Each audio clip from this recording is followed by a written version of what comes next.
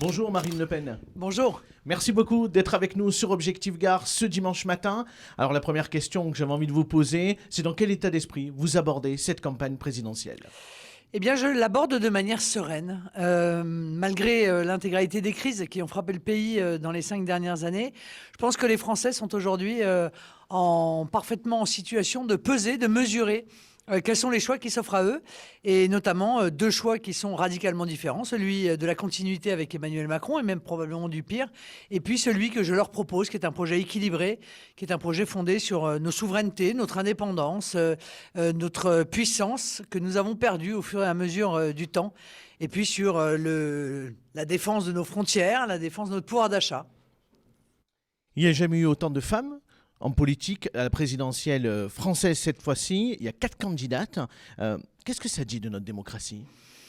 Eh ben, ça dit qu'elle est mature. Voilà, ça dit que les femmes ont réussi à trouver leur place et c'est bien. Et moi, je pense qu'il faut une femme à l'Élysée. Voilà, j'en suis aujourd'hui convaincue. Pour revenir sur les femmes en politique, est-ce oui, que vous il y a dites une aussi autre manière de merci diriger aux lois sur la une parité femme. parce que Oui, ce il y a sont une elles qui attention ont permis de portée, faire émerger en tout cas beaucoup de au quotidien, femmes en politique problèmes et ça a peut-être concrets, permis de des faire Français. changer le regard et des peut-être électeurs aussi sur ces une femmes. distance que les femmes peuvent avoir avec une forme de jouissance du pouvoir. Elles sont vraiment, je pense, plus attirées par l'intérêt commun, par le bien supérieur du pays. Et donc c'est le moment pour élire une femme maintenant. Est-ce que c'est une réponse, un peu, votre réponse à celle d'Éric Zemmour qui avait dit que quand les femmes s'emparaient du pouvoir, ils s'évaporaient ? Oui, non, ça n'est pas une réponse, mais je pense que ce qu'il a dit est en réalité extrêmement critiquable. Il y a eu des très grandes femmes dirigeantes dans le monde, et la France d'ailleurs est une femme. La France est presque née grâce à une femme d'ailleurs, hein, à Clotilde. Donc ce mépris qu'il a à l'égard des femmes est injuste et je considère injustifié. Un autre sujet ces dernières années ont été marqués par la multiplication des scandales autour d'agressions sexuelles présumées, avérées. Quel est votre regard sur ces différents mouvements de ces dernières années, sur ce qu'on a appelé l'émancipation des femmes, ou en tout cas la dénonciation, en particulier sur les réseaux sociaux ? C'est pas un problème d'émancipation, c'est un problème de respect de la loi, si vous voulez. C'est-à-dire qu'en fait, les femmes n'étaient pas protégées comme elles devaient l'être. Elles n'étaient pas entendues comme elles devaient l'être. Et surtout, étaient cachées, il y avait une forme d'omerta sur des femmes qui se retrouvaient en situation en fait de soumission hiérarchique bien souvent et qui n'osaient pas exprimer le harcèlement ou les agressions dont elles étaient victimes. Je suis évidemment ravie que cette situation s'améliore, que ces faits soient connus, qu'ils soient poursuivis et qu'ils soient condamnés. Et je dis aussi attention à laisser la justice faire ce travail-là et pas les médias, parce que on sait qu'il peut exister aussi un certain nombre de dénonciations calomnieuses qui doivent être d'ailleurs à mon avis elles aussi très durement sanctionnées, précisément pour que la parole des vraies victimes puisse être respectée. Vous avez fait l'objet, vous aussi, peut-être de remarques sexistes en politique ? Oui, bien sûr, ça arrive. Vous savez, les femmes, on met souvent directement en cause leurs compétences. Parce que vous êtes une femme, bon, on dit elle est moins compétente ou on subit des attaques comme ça. Mais très honnêtement, moi, j'ai été plutôt préservée. Mais je le dis avec simplicité, j'ai été préservée aussi parce que je ne me suis jamais retrouvée en situation d'infériorité hiérarchique. J'ai toujours été mon propre patron, j'étais avocat, j'étais une femme politique. Bon, mais je sais très bien que beaucoup de femmes ne sont pas dans ma situation. Donc, j'ai beaucoup d'empathie pour celles qui le vivent. Et je leur dis, ne laissez pas faire, déposez des plaintes tout de suite, pas 10 ans après, pas 15 ans après, parce que sinon, évidemment, les faits sont difficilement prouvables. Alors, Marine Le Pen, vous avez une image dure, un peu froide. Pourtant, quand on fait de la politique, il faut savoir attirer une forme de sympathie, d'empathie. On avait envie, quand on a préparé l'interview, de se demander, mais qu'est-ce qui vous fait rire ? Tout. Absolument tout. Je suis très très bon public. Mais vous savez, je crois pas avoir une image comme ça. Hein. Les Français m'accordent d'être un des responsables politiques dont ils considèrent que il est le plus en proximité avec eux. Moi, quand je les vois, quand je les rencontre, ils m'appellent Marine. Ils ont pas du tout cette réserve-là. Alors évidemment, l'image. Peut-être pas tous. Peut-être non, mais l'image que j'ai aussi, Marine. c'est un. Non, pas du tout. Pas du tout. Les gens dans la rue m'interpellent Marine. Même mes adversaires parfois m'appellent Marine. Non, je pense pas qu'il y ait cette distance distance-là entre moi et les gens. Mais c'est vrai que sur les plateaux, c'est parfois difficile. Je veux dire, j'ai été aussi parfois interviewée, combattue, peut-être plus durement, avec plus d'hostilité que d'autres responsables. Et pendant longtemps, eh bien, j'ai répondu avec la fougue qui est la mienne, entre la fougue, la conviction, la force de conviction et parfois une forme d'agressivité. C'est vrai que la limite est peut-être un peu faible. Maintenant, je l'ai dit, le bruit et la fureur, j'en veux plus. J'ai 53 ans. Vous avez appris, parce que c'est votre troisième campagne Oui, j'ai une longue présidentielle. carrière derrière moi. Et puis, si vous voulez, je pense surtout que la France, elle a besoin d'être réparée, elle a besoin d'être reconstruite, elle a besoin d'être recousue presque, après 5 ans de très graves fractures et de très graves divisions. Donc moi, je veux offrir un projet fondé sur le sérieux et sur la sérénité.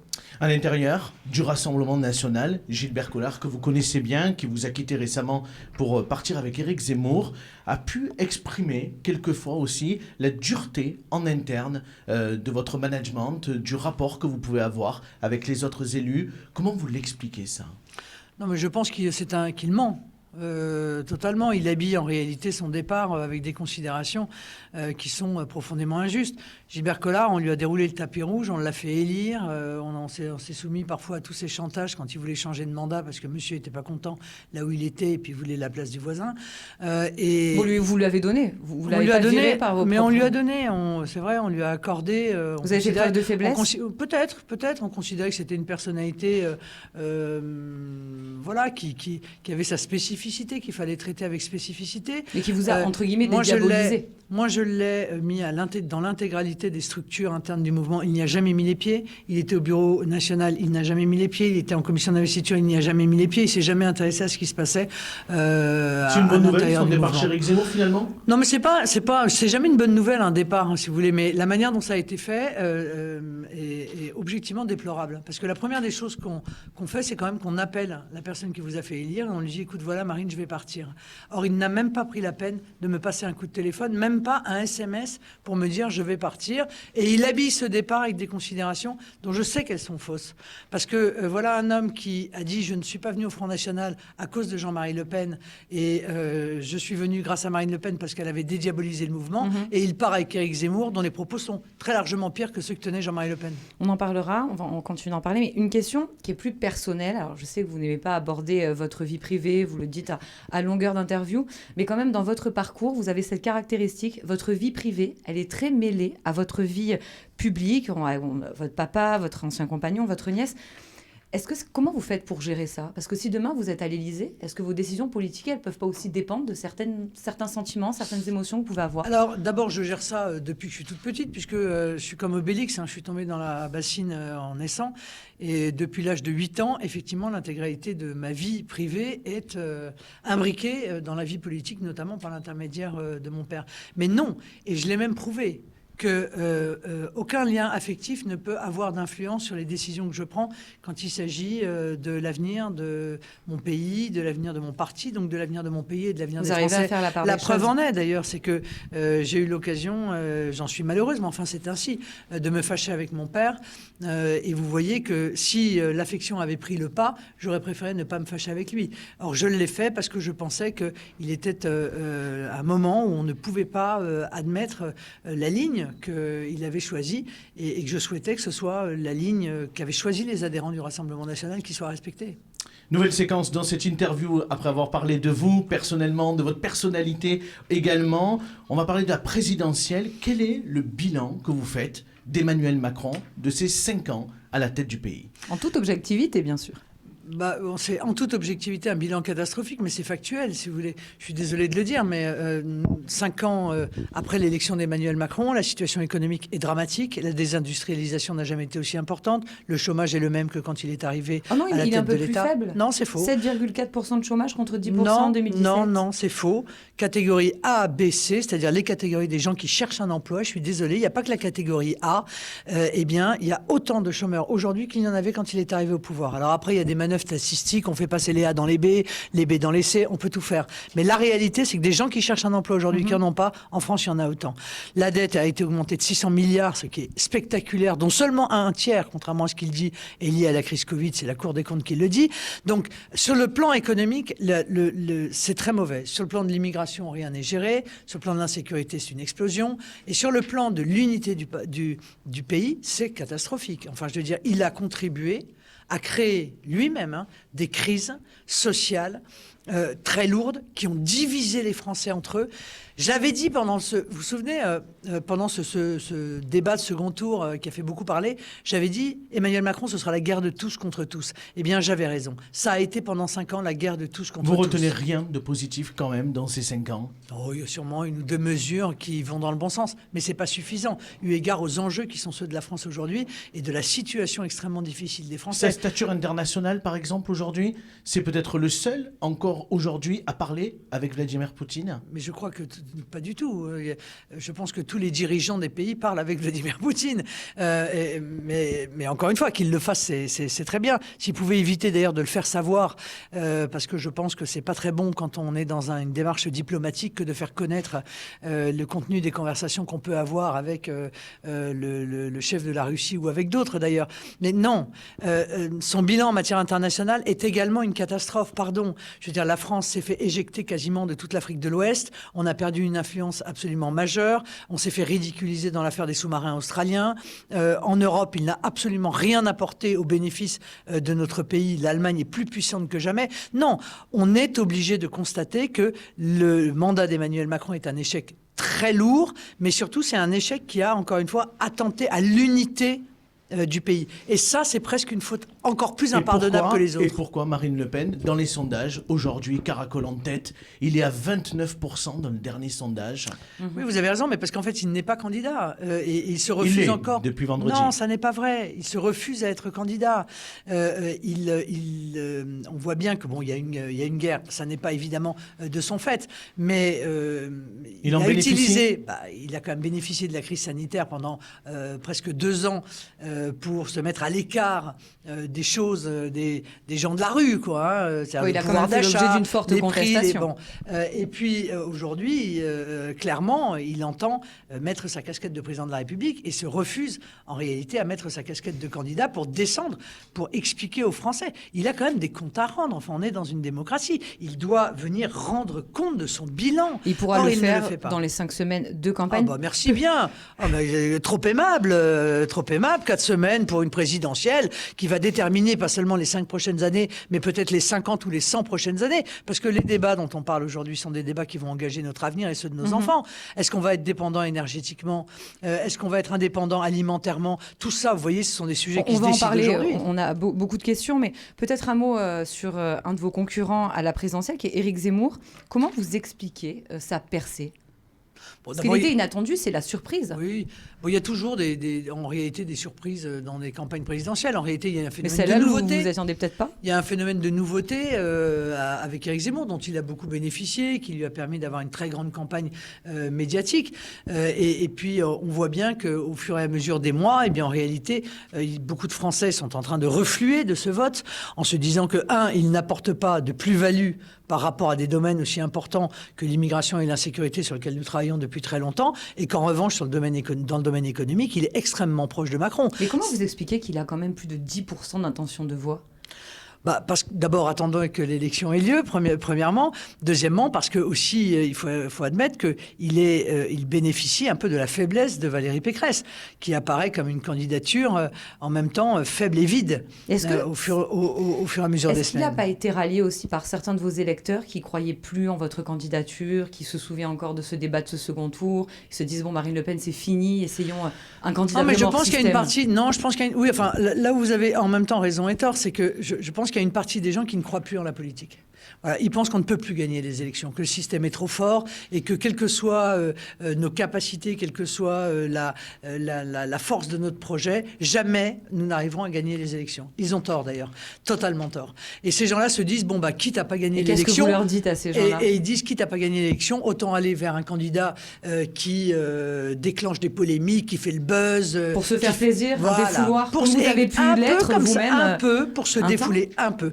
Et ça, c'est la marque d'une candidature, de ce que j'appelle une candidature de témoignage. Moi, je ne suis pas une candidature de témoignage. Moi, je veux gagner. Je veux appliquer mes idées. Et c'est vrai que, de fait, on est obligé de faire preuve de sérieux, de faire preuve d'unité, ce qu'il n'est pas contraint à faire. Finalement, Éric Zemmour, est-ce qu'il pourrait favoriser, si vous êtes qualifié au second tour, en étant une réserve de voix, est-ce qu'il pourrait qualifier faciliter votre victoire? Ce qui est sûr, c'est que la réserve de voix que j'ai moi aujourd'hui, en 2022, est beaucoup plus importante potentiellement que celle que j'avais en 2017. Or, moi, je joue gagnant, pas placé. Mon objectif, c'est pas d'être au second tour. Mon objectif, c'est de gagner l'élection présidentielle. Alors, bien sûr, il faut être au second tour, mais il faut la gagner. Il faut une réserve de voix, sachant qu'au second tour, en 2017, vous avez fait 33% contre 66%. Exactement. Or, aujourd'hui, je suis donné à 46 ou 47% au second tour. Donc, vous voyez que le travail qui a été fait était un travail spectaculaire que personne ne voit, mais qui me fait dire, nous pouvons gagner cette élection présidentielle, pour peu, que le peuple aille voter. Parce que si le peuple ne va pas voter, si le peuple ne défend pas ses propres intérêts, alors, effectivement, c'est la caste qui, à nouveau, gagnera l'élection présidentielle. Après, la présidentielle a toujours beaucoup mobilisé. Et agira dans son propre intérêt et pas dans l'intérêt du peuple. Mais pour ça, il faut créer une dynamique. Alors, on a parlé de la désaffection de Gilbert Collard. Il y a aussi Marion Maréchal Le Pen. Vous savez que ce dimanche, il y a un meeting à Toulon. Elle est d'Éric Zemmour. Elle est annoncée. Est-ce que ça va pas être un coup dur, ça, pour votre campagne? Non, je ne le crois pas. Je pense que tous les gens qui sont de la sensibilité de Marion sont déjà partis rejoindre Éric Zemmour. En réalité, elle va suivre les gens qui sont de sa sensibilité. En revanche, ce qui est incompréhensible, c'est qu'elle avait dit il y a un mois, je me prononcerai pour celui qui est le mieux placé. Bon, la mieux placée, c'est moi. Il n'y a pas de discussion possible. Il n'y a pas un seul sondage qui donne Éric Zemmour en capacité d'être au second tour, et encore moins en capacité de gagner le second tour, puisqu'il est donné à 35%, c'est-à-dire maximum ce que j'avais fait. Alors pourquoi elle fait ça, selon vous? J'en sais rien, c'est à elle qu'il faut le demander. Mais je veux dire, on peut pas dire en même temps, on peut pas dire dans le même temps, la France est en danger de mort, notre civilisation est en cause, on va s'écrouler, et en même temps, ne pas choisir le candidat qui a la capacité de gagner face à Emmanuel Macron. Peut-être parce que vous êtes contre la convergence des droites. Mais je suis pas contre la convergence des droites. L'union des droites, ça n'existe pas et je m'en moque. Je veux dire, oui, moi, donc, je suis pas là. Non, mais si vous voulez, il faut que vous compreniez que j'ai l'impression que dans cette campagne présidentielle, les deux seuls qui s'intéressent à la présidentielle, c'est Emmanuel Macron et moi-même. Tous les autres, ils sont dans des magouilles d'appareils, des recompositions d'appareils. Ils pensent aux législatives. Ils sont en train de se partager les circonscriptions. Combien tu vas en avoir? Ils ont sauté la présidentielle, selon vous. Oui, non, mais d'accord. Ils ont sauté la présidentielle, sauf que s'ils ne la gagnent pas, si vous voulez, ils pourront pas appliquer leurs idées. Donc tout ça, il y a une forme quand même d'escroquerie un peu à l'égard des électeurs. Donc, moi, j'ai vraiment, encore une fois, en vision cette élection présidentielle. Je ne suis pas dans toutes ces discussions de recomposition. Je veux dire, je ne suis pas là pour sauver la droite. Je ne suis pas là pour sauver la gauche. Je suis là pour sauver la France. C'est pas exactement la même chose. Au vu de votre expérience politique, est-ce que vous pensez que ce choix de Marion Maréchal Le Pen pourrait lui porter préjudice? Bien sûr, je pense qu'Éric Zemmour, en réalité, il affaiblit tout ce qui touche, c'est malheureux, mais il affaiblit nos idées en les caricaturant, il affaiblit notre camp, parce que il n'avait pas été candidat, je serais aujourd'hui en tête devant Emmanuel Macron au premier tour, très certainement, et puis il affaiblit les gens qu'il attire à lui et qui, très certainement, n'auront pas la carrière politique qu'ils méritent. On parlait tout à l'heure de cette présidentielle hors norme, en parlant bien évidemment de la guerre en Ukraine. Est-ce que vous avez le sentiment que les Français ont assez confiance en vous pour vous confier les clés de l'Élysée ? Oui, je le pense. Oui, je le pense. Je pense que, en termes de stature présidentielle, aujourd'hui, au bout de 20 ans qu'ils me connaissent, 20 ans au premier plan, hein, car ça fait 20 ans maintenant que je suis au premier plan de la vie politique, à différents postes, dans différents mandats. Ils me connaissent, ils connaissent mes défauts, bien sûr, et tant mieux d'ailleurs, vous voyez, parce que ça évite de les découvrir après l'élection comme Emmanuel Macron. Ils connaissent aussi mes qualités. Et ils en connaissent une qui est très importante, c'est la solidité. C'est d'abord la conviction. C'est la loyauté dans ce que je fais et c'est la solidité et de la personne que je suis et du projet qui est le mien. Et la solidité, c'est particulièrement important au moment où le monde, justement, est très bouleversé, très agité par des conflits de toutes sortes, somme toute, très dangereux. Alors, on vous a posé la question plein de fois, mais est-ce que vous ne pensez pas quand même que votre proximité un temps avec Vladimir Poutine vous a quand même décrédibilisé d'un point de vue par rapport aux électeurs? Est-ce que les électeurs... Non, je crois pas du tout à ça.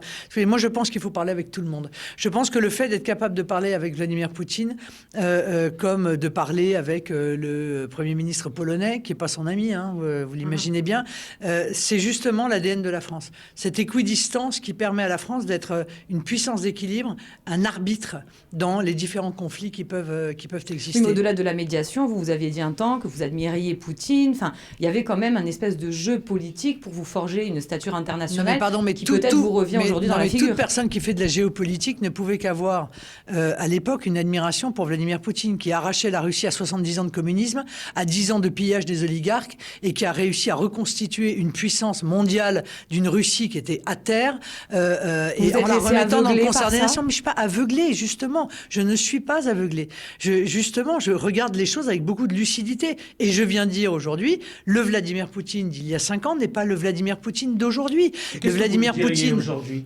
Le Vladimir Poutine d'aujourd'hui viole le droit international pour des raisons que je considère comme injustifiées, en attaquant la souveraineté et l'intégrité territoriale d'un pays qui est un pays libre. Ça n'est pas admissible. Maintenant, que fait-on? On le traite de fou, on le traite de dictateur, on le menace d'une guerre nucléaire. Est-ce que c'est sérieux? Est-ce que c'est raisonnable? Est-ce que ça va dans le sens de l'intérêt de la France et des Français? Parce que moi, c'est ma seule boussole. Alors, qu'est-ce que vous feriez? Demain, vous êtes à l'Élysée, qu'est-ce que vous faites? Eh bien, je ferai exactement ce qu'il doit être fait, à savoir une action diplomatique pour sortir diplomatiquement de cette guerre. Car soit c'est la diplomatie, soit c'est la guerre. Voilà.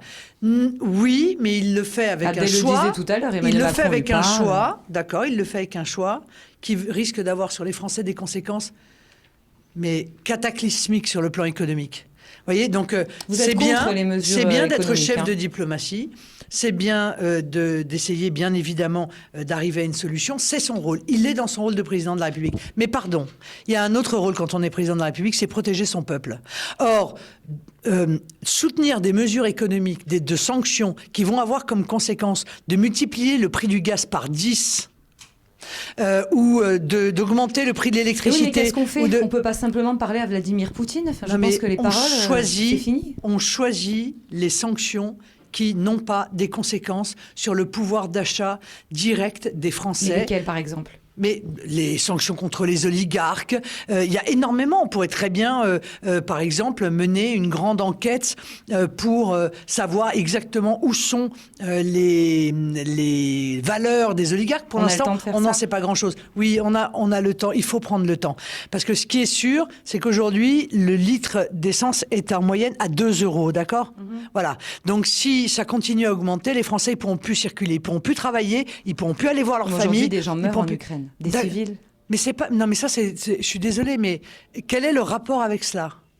Les sanctions économiques prises contre Vladimir Poutine pour tenter de faire cesser la guerre. Tenter de faire cesser la guerre. C'est un rapport de force, on ne peut pas être sûr. D'accord, mais vous comptez donc, eh bien, vous êtes prête, vous, à effondrer l'économie française avec tous les malheurs sociaux qui vont être la conséquence de cela. Vous pensez que ces mesures vont effondrer l'économie? Pour parier sur le fait que Vladimir Poutine reculera. Moi, je ne le veux pas. Moi, je ne veux pas mettre les Français en situation encore plus difficile qu'ils ne le sont aujourd'hui, parce que je suis d'abord et avant tout obsédée par le bien-être et le bonheur de mes compatriotes. Allez, on avance, Coralie. Imaginons, vous êtes qualifié pour le second tour de la présidentielle et c'est l'heure du grand débat d'entre-deux tours. Sur quel thème souhaiteriez-vous interpeller Emmanuel Macron? Sur tous les thèmes qui sont les thèmes des sujets d'aujourd'hui et de l'avenir. Mais peut-être votre première interpellation à Emmanuel Macron, elle porterait sur quoi? Je n'ai pas réfléchi à ça. Mais l'ouverture, encore une fois, totale des frontières, notre dépendance énergétique et notre dépendance alimentaire sont, à mon avis, des sujets aujourd'hui absolument majeurs.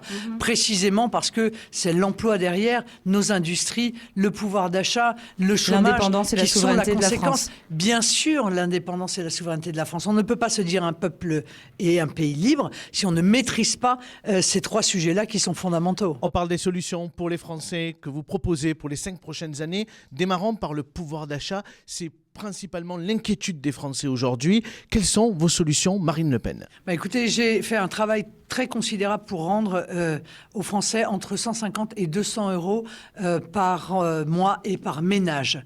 Et tout ça, ça passe par des mesures qui bénéficient d'abord à l'ensemble d'entre nous. C'est la baisse de 20 à 5,5 de la TVA sur l'énergie. Gaz, électricité, carburant et fuel, parce qu'aujourd'hui c'est insoutenable, mais c'est aussi des mesures comme la privatisation du service public de l'audiovisuel qui permet de supprimer la redevance, mais c'est aussi des mesures à destination des familles, par exemple une deuxième part pleine dès le deuxième enfant fiscal, pour aider les familles. Ce sont des mesures à destination des personnes âgées, avec l'indexation des retraites sur l'inflation. Et ça, vous le ferez au bout de 5 ans ou vous allez réussir à le faire immédiatement? Non, mais tout ne peut pas être fait immédiatement. Mais les mesures sur le pouvoir d'achat seront faites le plus vite possible parce qu'aujourd'hui, c'est une urgence sociale que de s'y atteler. Et puis, j'ai énormément de mesures pour les jeunes.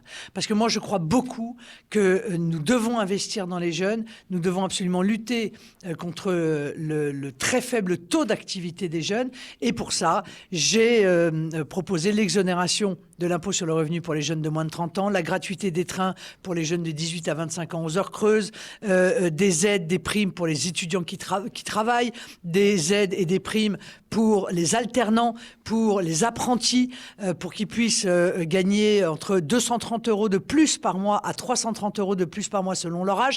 Donc vous voyez, je fais vraiment un très gros investissement. Vous avez pris en compte cette préoccupation effectivement des Français. On dit un mot sur l'insécurité qui touche particulièrement le Gard et la capitale Nîmes. Oui, Nîmes ces dernières années a déploré des décès liés au trafic de drogue, notamment il y a 2 ans un jeune Yanis au chemin bas qui a été tué.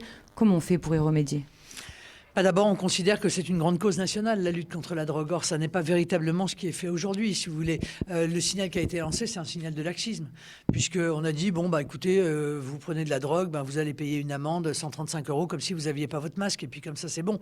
Donc ça, c'est pas la bonne technique. La bonne technique, c'est de considérer que la drogue est un véritable cancer, qu'elle est d'ailleurs à l'origine de l'aggravation de la nature de la criminalité. Les actes gratuits sont aussi... Vous voyez, les agressions gratuites, tout ça sont aussi liées à la drogue. Donc moi, j'ai fait un livre blanc complet sur le sujet de la sécurité. Il faut serrer la vis. Il faut serrer la vis. La prévention, c'est bien. Il faut que ça existe. Et qu'est-ce qu'on fait concrètement ? Mais la concrètement ? répression, ça marche. Eh bien, il faut doubler le nombre de magistrats pour que les condamnations les peines qui sont risquées, il n'y ait pas une trop grande différence avec les peines qui sont prononcées et encore moins de différence avec les peines qui sont appliquées. Il faut faire des places de prison. Parce que s'il n'y a pas de place de prison pour mettre les délinquants, eh bien, ils sont dehors. Et tout ça, il faut ça coûte de arrêter avec l'argent. le laxisme judiciaire. Oui, ça coûte de l'argent. Mais combien ça coûte l'insécurité dans notre pays ? Combien ça coûte sur le plan de la tranquillité publique ? Combien ça coûte Oui, mais quand je dis que ça coûte de l'argent, c'est est-ce que c'est réalisable ? Est-ce que c'est faisable ? Les gens qui sont dans le quartier, qui en souffrent de cette insécurité parce que c'est les premiers concernés. Loi de programmation police-justice, 7 milliards et demi sur 5 ans. Avec 7 milliards et demi sur 5 ans, on donne les moyens à la police, à la justice et à la pénitentiaire de pouvoir à nouveau reprendre la main sur les délinquants et les criminels. Parce qu'aujourd'hui, il y a un sentiment d'impunité qui est total. Or, le sentiment d'impunité, c'est l'hormone de croissance de la criminalité de demain. Alors, vous êtes aujourd'hui dans le Gard. Vous le savez, le Gard, c'est une terre de tradition, en particulier autour de la corrida. Vous étiez prononcé contre l'accès aux mineurs pour les corridas. Est-ce que vous maintenez ? Oui, je maintiens. La corrida est une tradition qui est une tradition régionale, qui n'est pas une tradition nationale en France, qui est une tradition régionale. Moi, je suis attaché aux traditions, mais je pense que les mineurs ne doivent pas pouvoir accéder à un spectacle qui est tout de même extrêmement, qui peut être d'ailleurs extrêmement brutal et cruel. Un mot, vous, présidente de la République, j'ai cru comprendre que vous interdisiez le voile dans l'espace public et pas l'équipa. Je voulais savoir pourquoi. Est-ce qu'il n'y a pas là une discrimination quand même? Non, il n'y a pas de discrimination parce que, en réalité, cette décision n'est pas liée à la loi sur la laïcité. Cette décision, elle est liée à une loi contre l'islamisme que j'ai rédigée intégralement et qui permet de s'attaquer à cette idéologie totalitaire partout.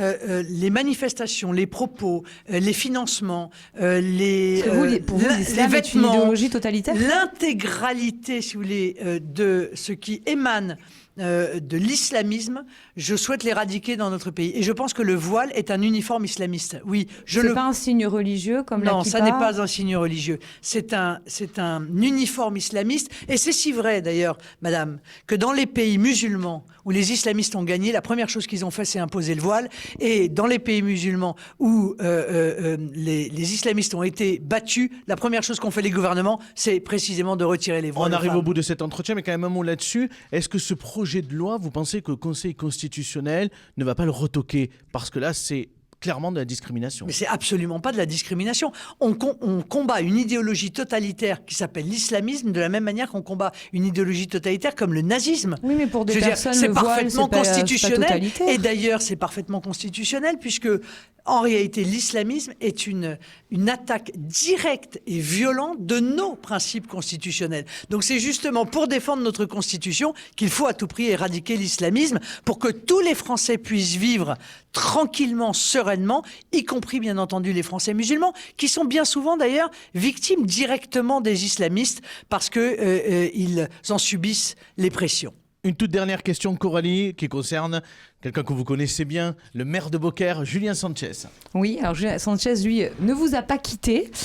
Si d'aventure, demain, vous étiez présidente de la République, est-ce que vous lui donneriez un poste ministériel et si oui, lequel? Je ne peux pas répondre à cette question ici, mais il en a absolument toutes les compétences. Ouais. Voilà, je le dis de la manière la plus claire qui soit. C'est un homme d'un sérieux, d'une régularité dans le travail, d'une attention aux autres qui, à mon avis, permet de dire qu'il a l'intégralité des... Vous le connaissez bien? Vous avez pas une petite oui, je le connais depuis très longtemps, de... mais qui a l'intégralité des qualités pour avoir de hautes responsabilités dans un gouvernement Marine Le Pen. Une toute dernière question. Allez, très rapidement, parce qu'on arrive vraiment au bout, Coralie. Les questions. Non, vous avez un député dans le Gard qui est aujourd'hui Nicolas Maisonnet. Vous savez qu'il est en danger, bien sûr, avec un candidat annoncé du Parti Reconquête. Quelle va être votre stratégie pour conserver ce député et cette circonscription, la deuxième circonscription du Gard? On va se battre, mais Nicolas Maisonnet est un très bon député. Il a un très bon bilan à l'Assemblée nationale. Il s'est beaucoup battu avec talent. Et par conséquent, je suis sûr que les électeurs reconnaîtront ses qualités et ce talent. C'est un peu la méthode Coué, parce que c'est quand même difficile quand il y a une division à l'extrême droite. Non, c'est pas difficile. Il suffit d'arriver au second tour. À partir du moment où vous arrivez au second tour, exactement comme pour une présidentielle, vous pouvez retrouver la voix des gens qui ont envie d'être défendus sérieusement et intelligemment à l'Assemblée nationale. Merci beaucoup, Marine Le Pen, d'avoir été avec nous sur Objectif Gard.